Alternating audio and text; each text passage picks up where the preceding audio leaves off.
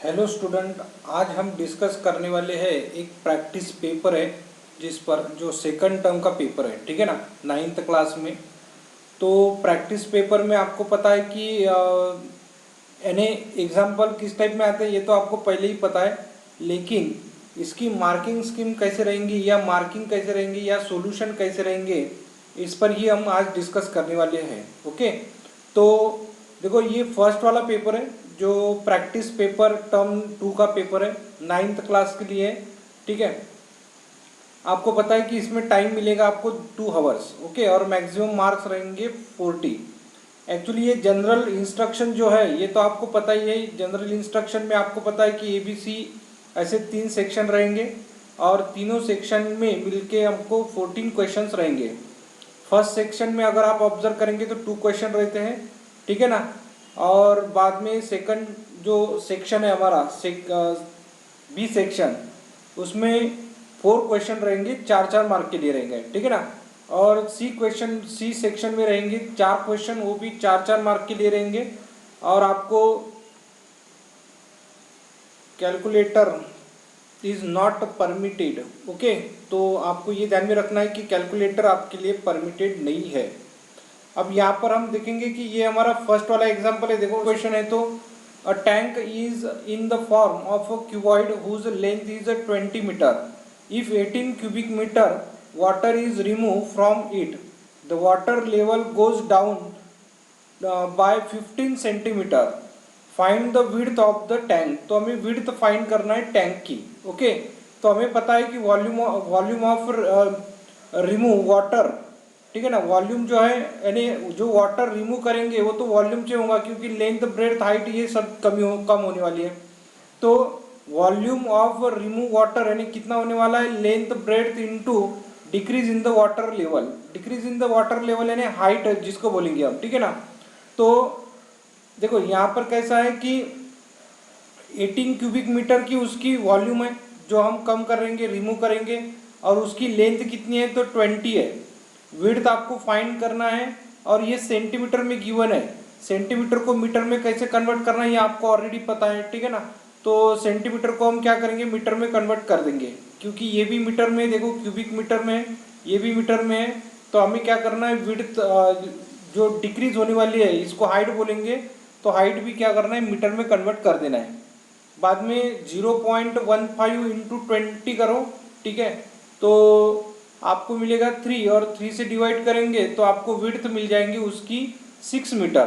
तो ये हो जाएंगी विड्थ, ओके। ये 2 मार्क के लिए आ सकता है, ठीक है। तो इसलिए आपको कैसा है कि ये यहाँ पर, ठीक है ना, ये आपको 1 मार्क मिलेगा और यहाँ पर आधा मार्क और थर्ड स्टेप पर आधा मार्क, इस टाइप में आपको मार्किंग मिल सकती है, ठीक है ना। अब देखो इसके लिए ही एक और क्वेश्चन है जो आपको ध्यान में रखना है, ठीक है। देखो कैसे रहता है कि जब आपको क्वेश्चंस मिल रहे हैं एक और के लिए, तो आपको पहले ऑब्जर्व करना है कि कौन सा क्वेश्चन ईजी है और उसी क्वेश्चन को हम सॉल्व करेंगे, ठीक है ना। दोनों तरफ ध्यान नहीं देना है आपको, बस एक ही क्वेश्चन की तरफ आप बराबर कॉन्सेंट्रेट करो ताकि आपका परफेक्ट आंसर मिले। बाद में देखो सेकंड एग्जांपल है ना, इसमें का ही और क्वेश्चन क्या है, तो find the volume of a sphere whose surface area is 616 square centimetre. तो सरफेस एरिया हमें पता है, सरफेस एरिया कितना है, देखो 161। अब सरफेस एरिया का क्या फार्मूला होता है, सरफेस एरिया ऑफ स्फीयर यानी 4 pi R square. 4 pi R square है तो 4 पाई की वैल्यू 22/7 इंटू आर स्क्वायर। अब ये जो है ये आप क्या करेंगे, डिवाइड, ये जो मल्टीप्लाई है यानी डिवाइड है तो मल्टीप्लाई कर दो और मल्टीप्लाई है तो डिवाइड कर दो। देखो R square equals to 616 into 7 divided by 4 into 22, और इसको आप सिंप्लीफिकेशन करो तो आपको रेडियस मिल जाएंगी 7 सेंटीमीटर। अब हमें तो फाइंड करना है वॉल्यूम, तो वॉल्यूम के लिए फार्मूला लिखेंगे 4/3 pi R cube, okay. 4/3 pi R cube ये फार्मूला है, और इसको हमको सॉल्व करना है। इसको जब हम सॉल्व करेंगे, और ये आप फ्रैक्शन में भी निकाल सकते हैं या पॉइंट में भी निकाल सकते हैं, ठीक है ना, कोई प्रॉब्लम नहीं है। तो हमें भी यहाँ पर कैसा है कि 2 मार्क के लिए ये क्वेश्चन है, तो 2 मार्क के लिए क्वेश्चन है, तो फर्स्ट और सेकंड स्टेप पर आपको 1 मार्क मिलेगा और ये तो दोनों स्टेप है, देखो यहाँ पर एक आधा मार्क मिल जाएगा और यहाँ पर भी एक आधा मार्क, तो ऐसे आपको दो मार्क के लिए पूछ सकते हैं, ठीक है ना। तो ये हमारा हो गया फर्स्ट वाला क्वेश्चन कंप्लीट। अब हम देखेंगे सेकंड क्वेश्चन क्या है। देखो सेकंड क्वेश्चन एकदम इजी है, जो आपको सॉल्व करना है। तो कैसे सॉल्व करेंगे, देखो यहाँ पर ये सेकंड वाला क्वेश्चन है, find the volume of find the value of the polynomial 2x + 5 at x equals to -3 पे आपको क्या करना है, इस पॉलिनोमियल की वैल्यू फाइंड करना है। तो सबसे पहले क्या करेंगे, यहाँ पर ये जो है polynomial p of x equals to 2x + 5 ऐसे लिखेंगे, p of x equals to लिखेंगे, ओके, और पुट करेंगे x equals to -3 in p of x। तो x की वैल्यू आपको क्या करना है, यहाँ पर -3 पुट कर देना है, यहाँ पर भी x की वैल्यू -3 पुट कर दो, +5 है। 2 × -3 यानी -6 + 5, और -6 + 5 यानी कितना होता है 1। तो इस टाइप में हम क्या करेंगे, आंसर निकालेंगे 1। तो ये हो गया हमारा सेकंड वाला क्वेश्चन। अब हम क्या करेंगे, थर्ड क्वेश्चन सॉल्व करेंगे। देखो थर्ड क्वेश्चन किस टाइप में है, तो थर्ड क्वेश्चन के लिए आपको ये पढ़ना पड़ेगा। देखो क्वेश्चन किस टाइप में है, a joker cap is in the shape of a right circular cone. आपको पता है राइट सर्कुलर कोन क्या है, और टोपी भी किस टाइप में रहेंगी हमारी। देखो ये इसकी टोपी है, कैप जिसको बोलेंगे हम, ठीक है ना, ये है कैप, ठीक है, ये हो जाएंगी उसकी हाइट। अब यहाँ पर ऑब्जर्व करो कि रेडियस जो है, ये रेडियस 7 सेंटीमीटर है, हाइट गिवन है आपको 24 centimetre. Find the area of sheet required for 10 such caps. ऐसी अगर 10 कैप बनाना है उसको, तो उसके लिए उसको कितना शीट रिक्वायर्ड है ये आपको बताना है, ठीक है ना। तो सबसे पहले क्या करेंगे, हमें शीट रिक्वायर्ड के लिए क्या करना है, कर सरफेस एरिया फाइंड करना है। कर सरफेस एरिया का फार्मूला क्या होता है, πr/l। अब यहाँ पर r की वैल्यू तो है, लेकिन l यानी स्लैंट हाइट, यानी ये वाली स्लैंट हाइट नहीं है। तो यहाँ पर क्या करेंगे, इसका यूज करके, जैसे रेडियस, देखो रेडियस कितनी है, तो 7 है, और हाइट है 24, ओके, ये हाइट है 24। अब इसका यूज करके क्या करेंगे, हम पहले स्लैंट हाइट फाइंड करेंगे। स्लैंट हाइट का फार्मूला आपको पता है, slant height equals to √r² + h² होता है, और r² + h² यानी 625 हो जाएगा ये, और इसका स्क्वायर रूट ले लिया तो 25 हो जाएगा। तो आपको बराबर मिलेंगे यहाँ पर आधा मार्क, ओके। अब यहाँ पर लिखेंगे, देखो area of sheet required for a cap, यानी curved surface area of a cap.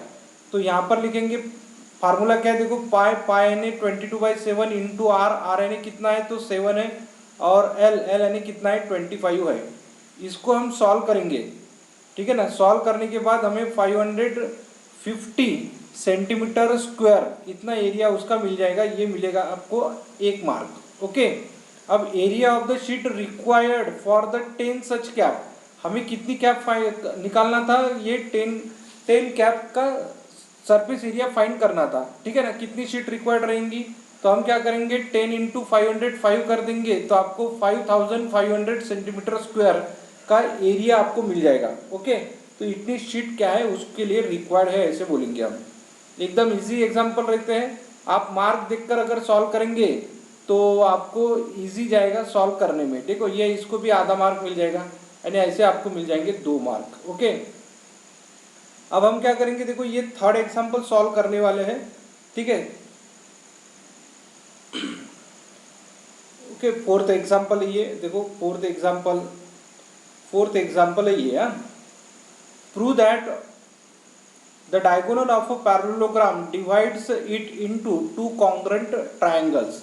ये जो देखो ये पैरेललोग्राम है ABCD, और BD is the diagonal, okay.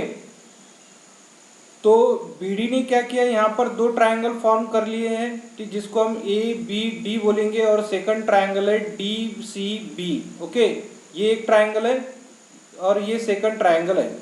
अब आप ऑब्जर्व करेंगे तो यहाँ पर क्या बताना है हमें, कि दोनों ट्रायंगल क्या है, कॉन्ग्रुएंट है, ये बताना है, ओके। तो ये दोनों ट्रायंगल कॉन्ग्रुएंट कैसे बताएंगे, तो आपको ऑलरेडी पता है, ऐसे हमने एग्जाम्पल पहले भी सॉल्व किया है, बुक का क्वेश्चन है, इसलिए आप इसको आराम से सॉल्व कर सकते। पहले लिखेंगे हम गिवन में क्या लिखेंगे, देखो एरिया गिवन में लिखना है, और parallelogram ABCD and BD is its diagonal, okay.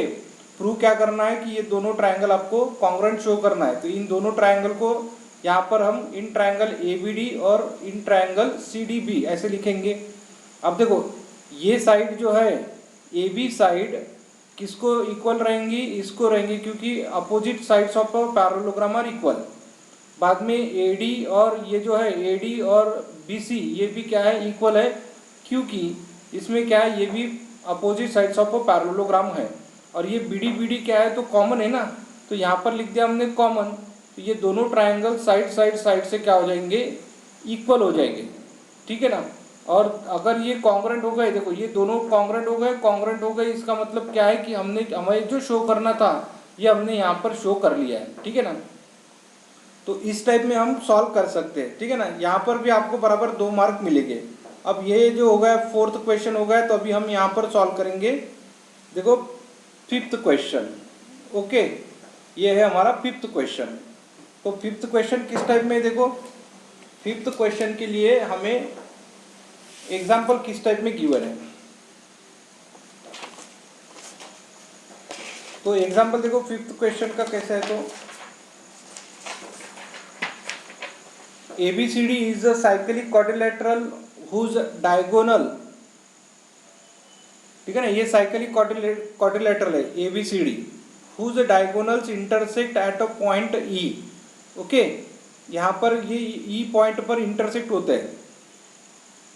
If angle DBC equals to 70 degree है और BAC इक्वल्स टू 30 डिग्री है, फाइंड करना है हमें BCD, यानी ये वाला एंगल फाइंड करना है, ठीक है। अब यहाँ पर ऑब्जर्व करो, देखो यहाँ पर लिखा है सॉल्यूशन में, आप सॉल्यूशन को ऑब्जर्व करो। एंगल देखो एंगल BDC, ये जो है ना एंगल BDC, ये वाला एंगल और ये वाला एंगल तो क्या हो जाएंगे, इक्वल हो गए। क्यों इक्वल हो जाएंगे, क्योंकि सेम क्वाड्रेंट है ये, ठीक है ना। तो ये सेम सेगमेंट में है, इसलिए क्या लिखेंगे, एंगल्स इन सेम सेगमेंट। तो ये अगर 30 डिग्री है तो ये भी 30 डिग्री हो जाएगा। और यहाँ पर हम लिखेंगे, देखो ये 70 डिग्री है, ये 30 डिग्री है, तो ये तो ट्रायंगल दिख रहा है ना आपको, BCD ये ट्रायंगल है। ट्रायंगल में दोनों के एडिशन 100 डिग्री हो गई, तो बचा हुआ एंगल जो है थर्ड वाला, ये कितना हो जाएगा, 80 डिग्री हो जाएगा। तो हम ऐसे शो कर सकते कि ये है हमारा 80 डिग्री का एंगल है, ओके। तो इस टाइप से आप सिंप्लीफिकेशन कर सकते हैं। एकदम इजी एग्जांपल था जो हमने यहाँ पर सॉल्व कर लिया है। अब इसमें ही क्या है कि एक और के लिए भी आपको एग्जांपल आ सकता है, ठीक है ना। एक और के लिए एग्जांपल रहेगा इसके साथ में। तो हम और के लिए एग्जांपल कैसे सॉल्व करेंगे, देखो और वाला एग्जांपल कैसे सॉल्व करना है आपको, यह है एग्जांपल, ठीक है ना। एग्जांपल ऑब्जर्व करो। Prove that equal chords of a circle subtend equal angles at the centre. अगर ये कॉर्ड दोनों भी इक्वल है, देखो AB और CD कॉर्ड इक्वल है, तो ये सेंटर के साथ में क्या करेंगे, इक्वल एंगल सबटेंड करेंगे, ये हमें बताना है, ठीक है। तो कैसे शो करेंगे, देखो पहले लिखेंगे हम गिवन में लिखना है कि AB and CD are the 2 equal chords. तो AB और CD ये दोनों इक्वल है, ध्यान में रखना है, ये दोनों भी इक्वल है with centre O। Prove that AOB COD equals to equal बताना है। देखो AOB और COD ये दोनों क्या है, तो इक्वल है। अब हम क्या करेंगे, इसको ज्वाइन कर देंगे, AO BO OC और OD, ये चारों पॉइंट हमने ज्वाइन कर लिया कंस्ट्रक्शन में। बाद में प्रूफ में हमें ये बताना है, देखो ये प्रूफ में क्या करना है, ये एक ट्रायंगल ये ट्रायंगल कंसीडर करो।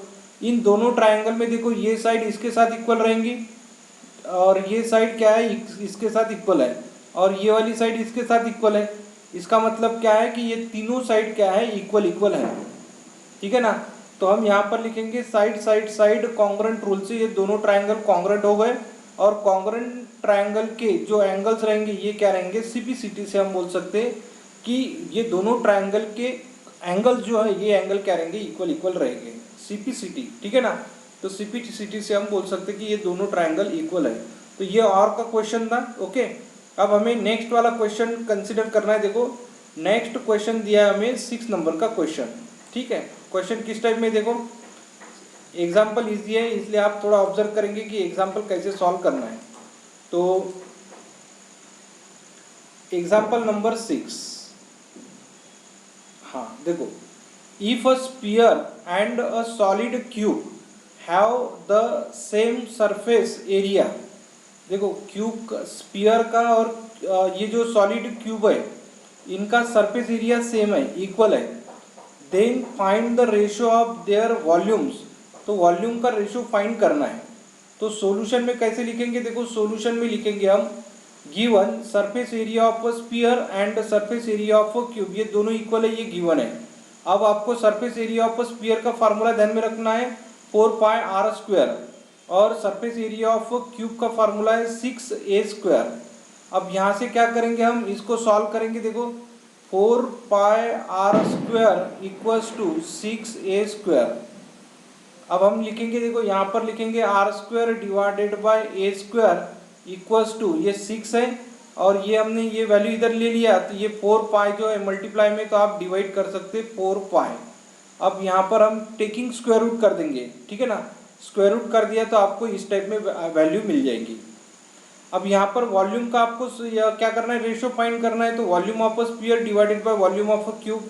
वॉल्यूम ऑफ अ स्फीयर क्या है, 4πr³ है, और वॉल्यूम ऑफ अ क्यूब यानी कितना है, a³ है। तो हम यहाँ पर लिख सकते, देखो 4/3π, और यहाँ पर ये जो है r³ है, ठीक है ना, और यहाँ पर इनका क्या करना है, आपको होल क्यूब कर देना है। होल क्यूब करेंगे तो यहाँ पर देखो ये जो है ना r/a, इसका आपको क्या करना है, इसका आपको क्यूब कर देना है, ठीक है। तो इस टाइप में हम लिखेंगे, ये r/a का होल क्यूब करना है। यहाँ पर r/a की वैल्यू क्या है, ये है, तो ये यहाँ पर आप पुट कर दो, बाद में इनका क्यूब कर दो सेपरेट सेपरेट, और क्यूब करने के बाद आपको ये वाली वैल्यू मिल जाएंगी। तो हमें आंसर क्या मिलेगा, देखो आंसर मिलेगा √6 इज टू √π। ओके, इस टाइप में हमें उनका रिक्वायर्ड रेशो मिलेगा। आपको ये सॉल्व करके देखना है एक बार, ठीक है, तो ये आपको आंसर मिल जाएगा। नेक्स्ट देखो सेक्शन नंबर बी क्या है, देखो सेक्शन कैसे बी सॉल्व करना है ये हम ध्यान में रखेंगे, ठीक है ना। तो सेक्शन बी कैसे सॉल्व करना है, ठीक है ना, क्वेश्चन नंबर 7 पर डिस्कस करेंगे हम कि find the factors of 2t² - t - 10। Okay, इसके तो फैक्टर सबको आते होंगे क्योंकि ये ऑलरेडी 8th क्लास में सॉल्व करके बैठे थे आप। ओके, 2t² - t - 10, तो यहाँ पर स्प्लिटिंग मिडल टर्म इसका यूज़ करके हम सॉल्व करेंगे। देखो 2t² - 10 जो है इसको -20 कर देंगे, ठीक है ना, फर्स्ट और लास्ट टर्म का मल्टीप्लिकेशन, यानी कोएफिशिएंट का मल्टीप्लिकेशन करो 2 × -10 यानी -20, और 20 के अगर फैक्टर निकालेंगे तो 5 × 4 यानी 20 होता है।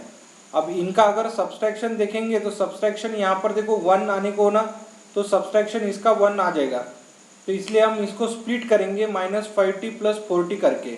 यहाँ से आपको क्या कॉमन दिखता है, तो t कॉमन निकालेंगे तो 2t - 5 मिलेगा, और यहाँ से आपको 2 कॉमन निकाल लेना है तो यहाँ पर भी 2t - 5 मिलेगा।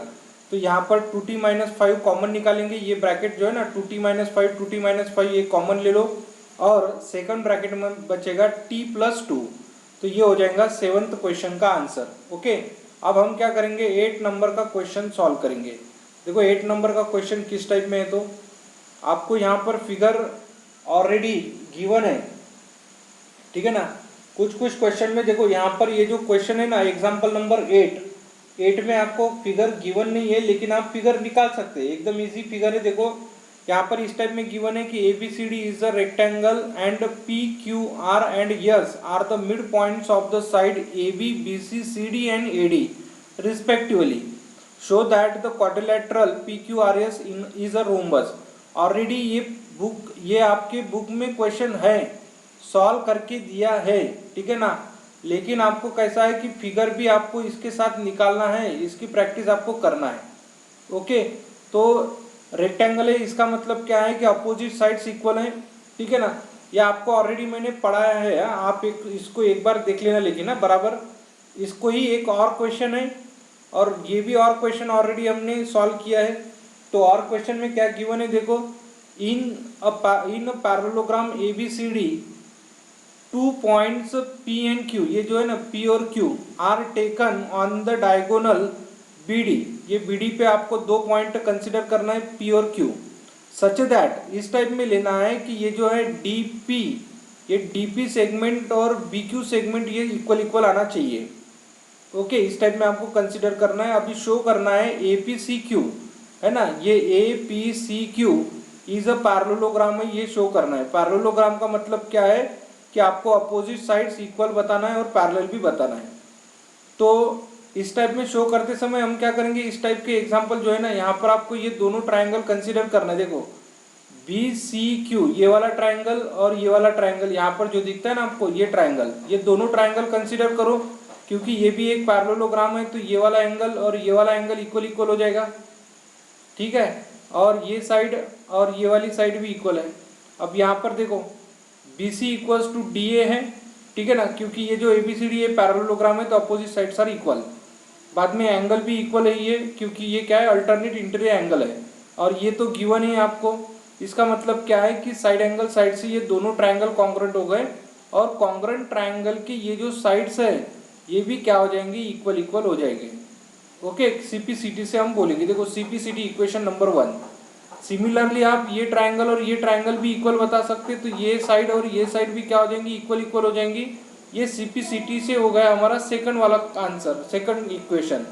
ओके, अब अगर यहाँ पर आपको पता है कि अपोजिट साइड्स अगर इक्वल है, ठीक है ना, तो वो क्या होता है, पैरेललोग्राम होता है। तो हम यहाँ पर लिखेंगे as opposite sides of APCQ are equal, ठीक है ना। अपोजिट साइड अगर इक्वल है तो APCQ इज अ पैरेललोग्राम, तो ये क्या हो जाएगा, पैरेललोग्राम हो जाएगा।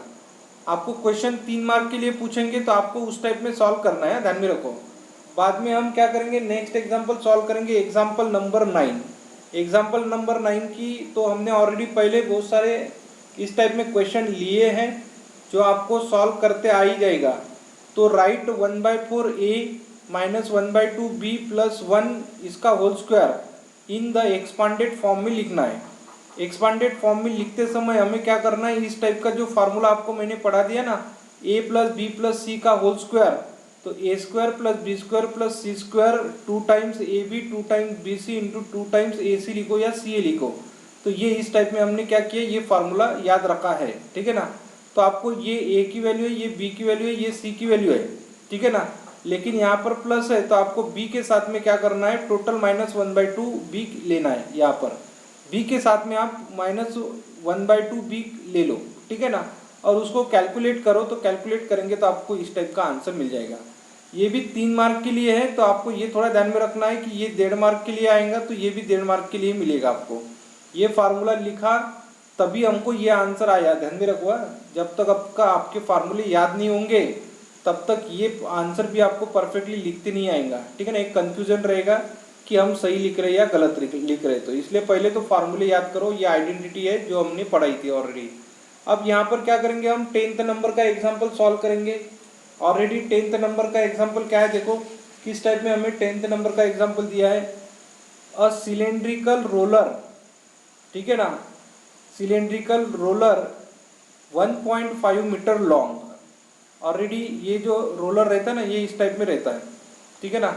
और ये लॉन्ग जो है, ये लॉन्ग का मतलब क्या है, तो आपको ये समझ में आने को ना कि ये उसकी हाइट है, ठीक है ना। ये जो लेंथ गिवन है ना 1.5 मीटर की लेंथ है।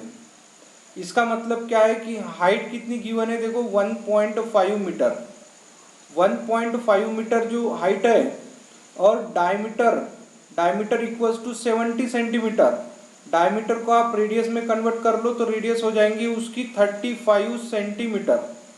How many revolutions will it complete और level a playground measure 50 metre to 33 metre. इसका मतलब क्या है कि आपको पहले ये तो मीटर में है, तो आपको ये भी सब मीटर में कन्वर्ट करना है। तो मीटर में कन्वर्ट करने के लिए देखो सबसे पहले हमने रेडियस ऑफ रोलर फाइंड कर लिया, कितना है, तो 35 सेंटीमीटर है। एरिया कवर्ड इन 1 रिवॉल्यूशन में क्या है, एरिया यानी surface area of cylinder. Surface area of cylinder होता है पाई आर, ठीक है ना। देखो 2 पाई आर एच, तो तो पाई आर की वैल्यू क्या है, ये वाली है, जिसको हमने क्या किया, ये सेंटीमीटर में, तो मीटर में कन्वर्ट करने के लिए 100 से मल्टीप्लाई कर दे, ये तो मीटर में है ऑलरेडी। और इसका कैलकुलेशन करने के बाद हमें मिला ये 3.3 मीटर स्क्वायर।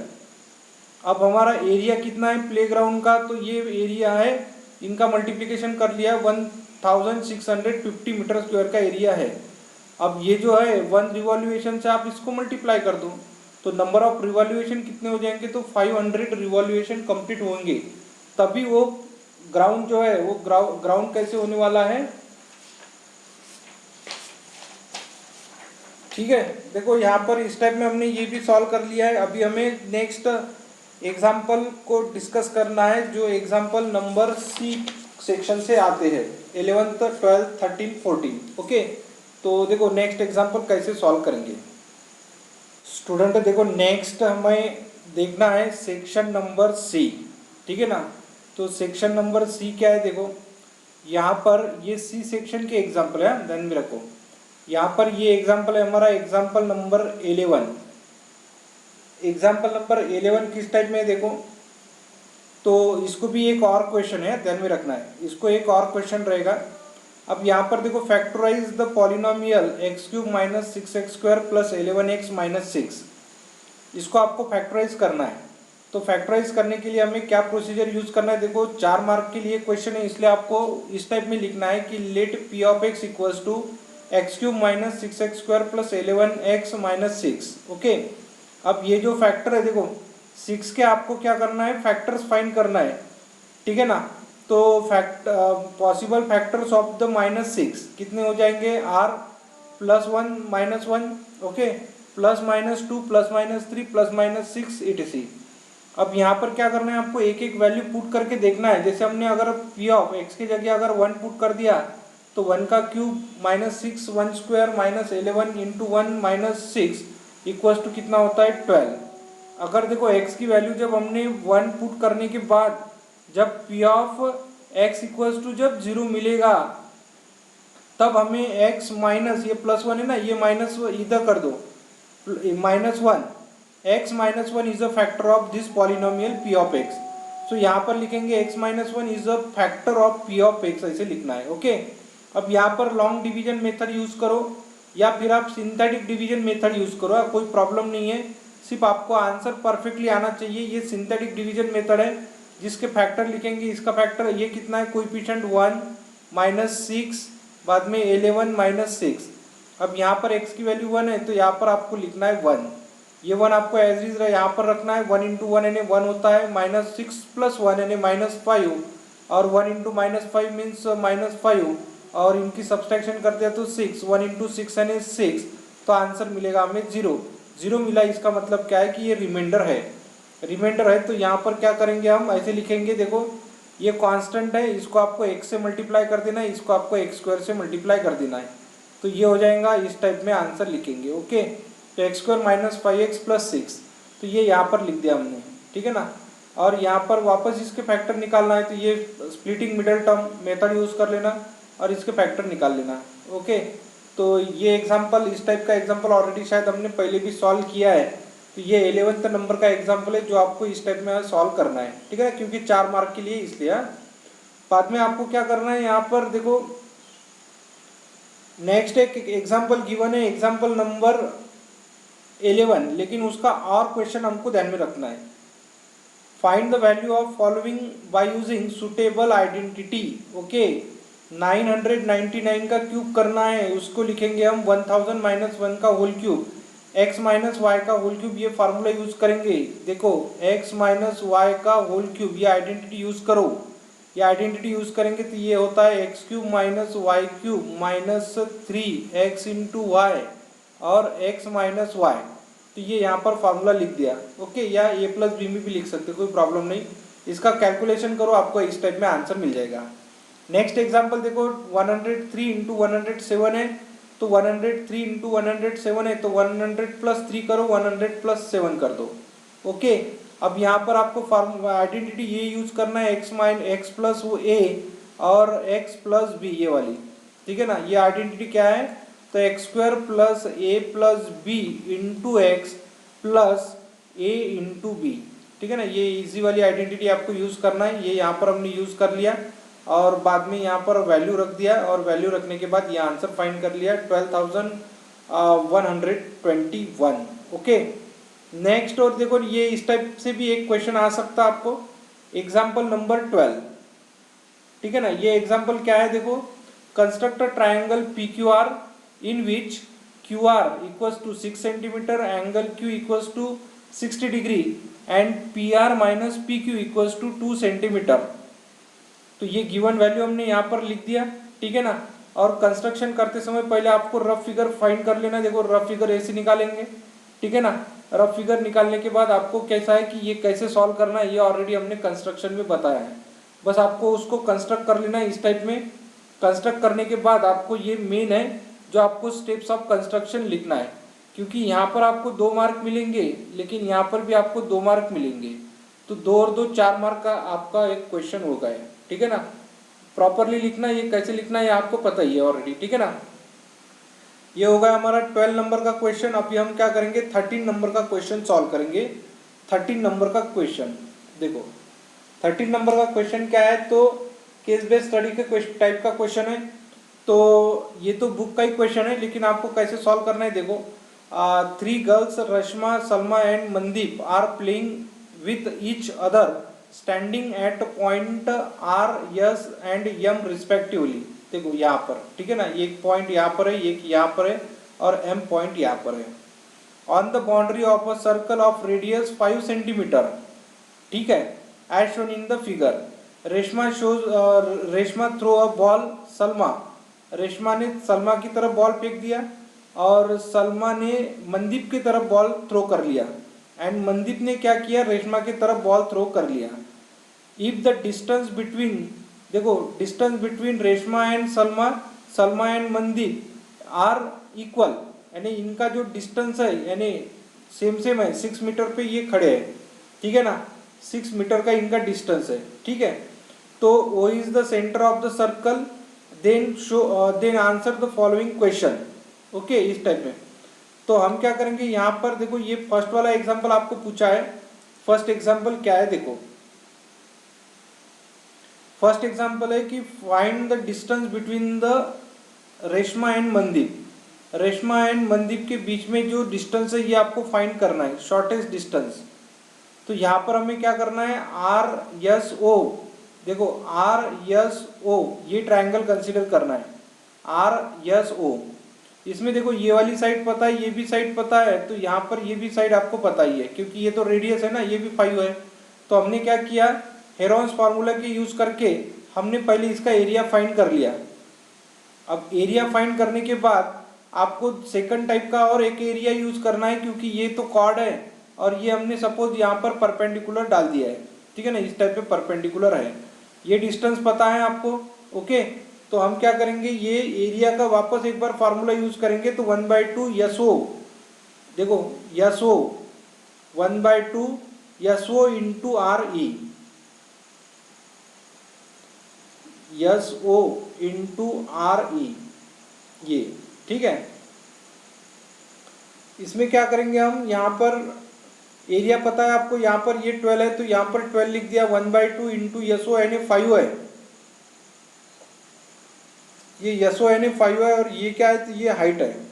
ठीक है ना, ये आपको ध्यान में आया होगा कि ये क्या है, ये हाइट है।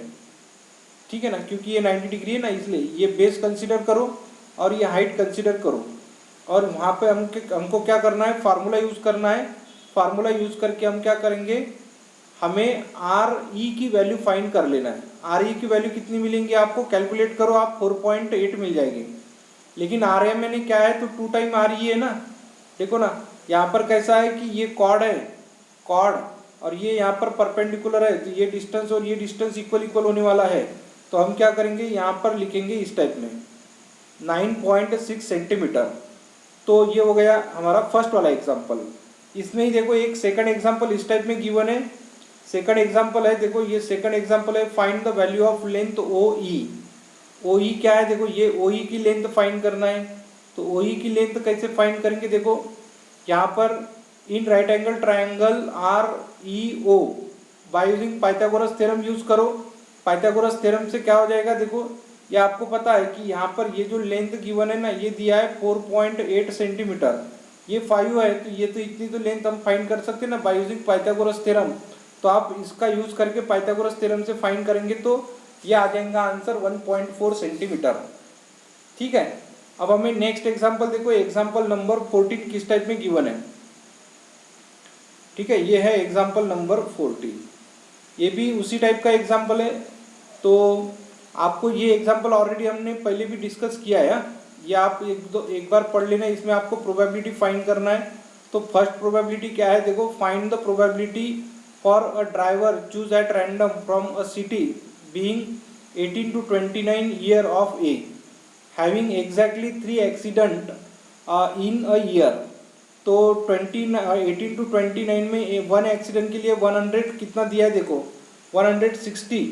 ठीक है ना, वापस एक बार देखो क्या है, तो 18 to 29 की इसमें यहाँ पर ये दिया है कि 3 एक्सीडेंट इन अ ईयर। तो 3 एक्सीडेंट के लिए यहाँ पर 61 लोग हैं, तो यहाँ पर प्रोबेबिलिटी ऑफ ई लिखेंगे हम 61 डिवाइडेड बाई 2000, तो ये आंसर मिल जाएगा। ये ऑलरेडी पहले एग्जांपल डिस्कस किया ना, इसलिए मैं इसको ज़्यादा डिटेल में और नहीं बता रहा। ठीक है ना, क्योंकि आपको यही दिया है कि 2000 लोगों का सर्वे किया है और उसमें उन्होंने एक एज वाइज जो है ये देखा है कि 18 to 29 में एक भी एक्सीडेंट करने वाले कितने नहीं है, एक एक्सीडेंट करने वाले कितने हैं, ऐसा दिया है। ठीक है ना, ये ऑलरेडी पहले हो चुका है एग्जाम्पल, और शायद बुक का ही एग्जाम्पल है। ठीक है ना, आपको भी पता ही है। तो नेक्स्ट एग्जांपल देखो क्या है, तो find the probability for a driver choose at random from a city having no accident in a year. ठीक है ना, एक साल में एक भी एक्सीडेंट नहीं हुए। देखो यहाँ पर सभी इसका सर्वे कर लिया, देखो 440, 505 और 306, यहाँ पर इनकी सबके एडिशन कर लिया, ये मिलेगा हमें 1251। और इसको अगर 200 से 2000 से डिवाइड कर लिया तो हमें आंसर मिलेगा 0.6255। ओके, और इस टाइप से हमने आंसर ये सॉल्व कर लिया है। एकदम इजी एग्जांपल है, देखो इसी टाइप के एग्जांपल आपको सॉल्व करना है। और एग्जांपल देखो इस टाइप के एग्जांपल आएंगे, लेकिन यही पेपर आएगा इसकी कोई गारंटी नहीं रहती है, ध्यान में रखना है।